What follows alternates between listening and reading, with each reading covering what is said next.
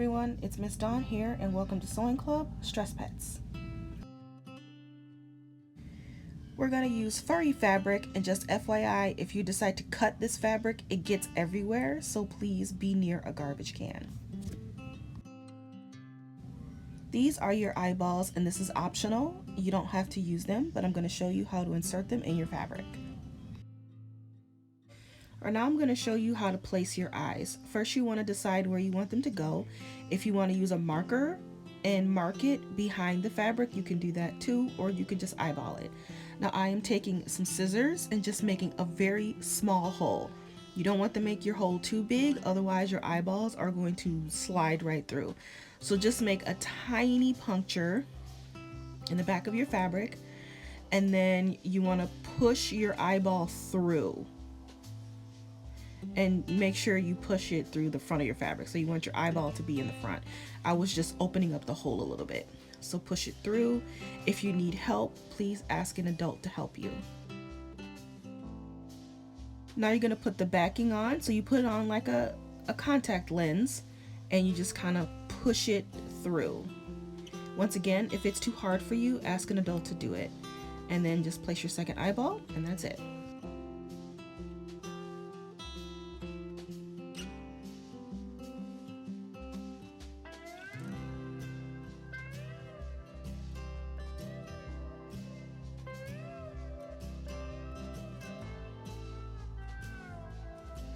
Now fold your stress pet in half, and you want the fur to be on the inside because you always sew inside out.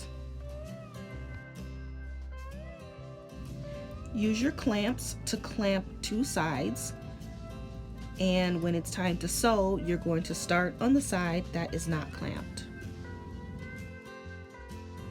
Now it's time to thread your needle. So this is the easy part. You just find the hole and thread it. And then you're going to pull your thread through because you want 2 strands of thread, and this is just so that your project is strong. You want your thread to be strong.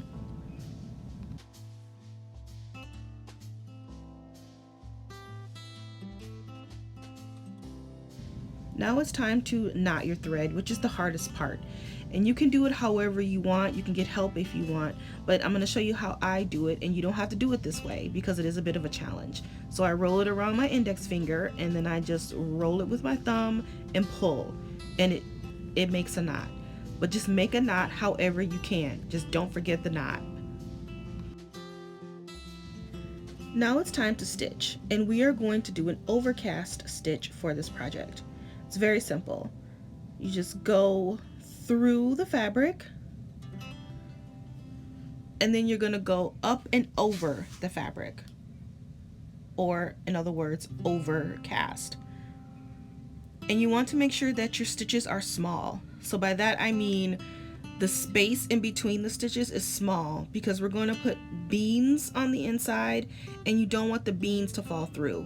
If you accidentally make your stitch too big, then just go back, stitch again in that open space, and then keep going.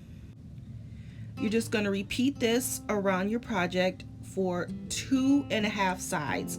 So I'm going to go through this short end, and I'm going to keep going around to that long side, and then I'm going to go to half of the other side. You don't want to close it up because you have to flip your project so that the furry side is on the outside.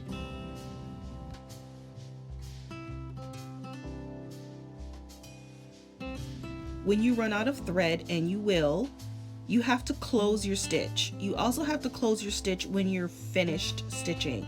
So what I'm going to do is I'm just going to go through.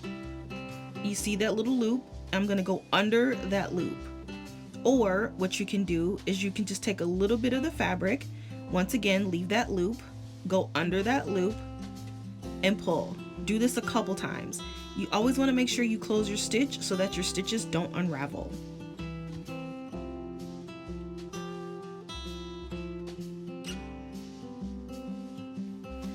Alright, I've stitched 2.5 sides, and now I'm going to flip it. But first I'm going to run my finger along the stitching to make sure there are no big holes because I don't want my beans to fall through.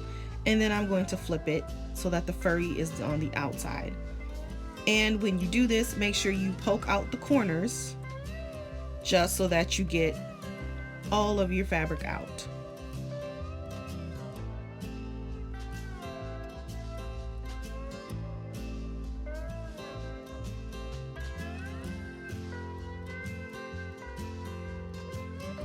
Now it's time to add the beans. Now this is not a plushie, it's a stress pet. Plushies would have batting or cotton on the inside, but you want beans on the inside of yours because you want to be able to throw it around and play with it when you are feeling stressed. There are two ways to do this. You could either put it in with your hands like I just did, just put my hands in the beans and just try and get it in there as best as possible, or you can cut a hole through the bag, probably a smaller hole than that, and kind of like you are piping a cake with frosting. You just kind of cut a hole in your bag, shove the hole through your stress pet, and then kind of carefully pour the beans on the inside. You can, however you figure out how to get it in there, there is no right or wrong way.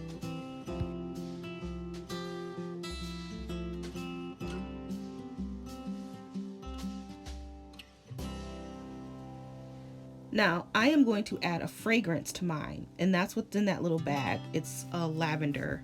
If you don't want to put that in your stress pet, you don't have to, but lavender also has a calming effect. So if you want to find a different kind of fragrance, I got these at the Dollar Tree. If you want to find a different fragrance to have a different feeling, you can. But once again, this is optional.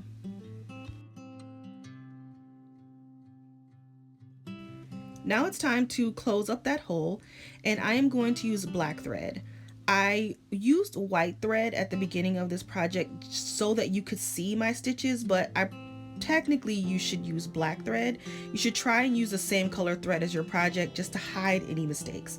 So go ahead and do an overcast stitch, and this is furry fabric, so you're really not going to see your stitching on this side.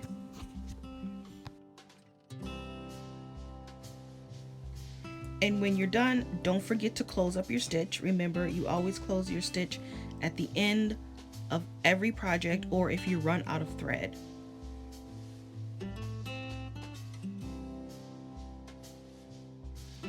Congratulations, you made your first stress pet. I hope you had fun, and thanks for joining me, and we'll catch you in the next one. Bye!